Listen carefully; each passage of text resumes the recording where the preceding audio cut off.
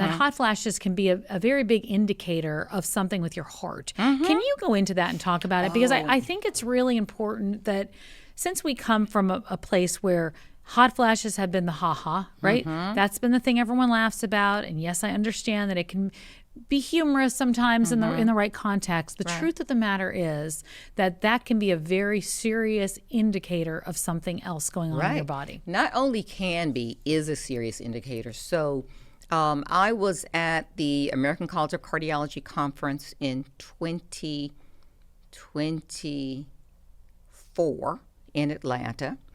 Trying to think, was it 2023 or 2024? I think it was 2024 in Atlanta, American College of Cardiology, and they presented some very interesting research. Now, it was not in the main theater. It was sort of on the last day in a back room, all the way at the end. Sounds like it's the women's research. Find it. That's right, where we find women's health and menopause. But the fact of the matter is that small room was actually had people in it.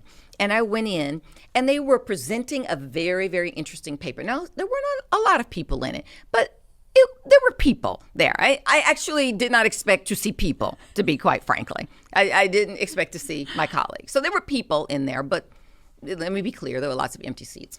But the research presented was quite interesting. So they presented data on a trial where they enrolled women and they looked at the number of hot flashes they were having in a week from 1 to 6. Now, I know people who are listening like 1 to 6 hot flashes in a week. I have that in a minute. I know, but I'm just telling you the research, right? So the paper was set up 1 to 6 hot flashes in a week. Those women who had the most hot flashes in a week, 6 or more, actually had narrowing of their carotid intimal lining. So what is that? So carotid arteries are the two big arteries on either side of your neck that feed the brain.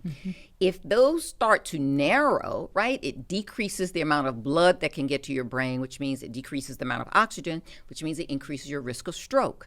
So those who had 6 or more, the women who had the most hot flashes had the most narrowing and the greatest increase of stroke. It successively decreased the fewer hot flashes that you have. And so hot flashes are not ha-ha, as you said. This is not funny. They are markers of an increased risk of heart disease, an increased risk of stroke,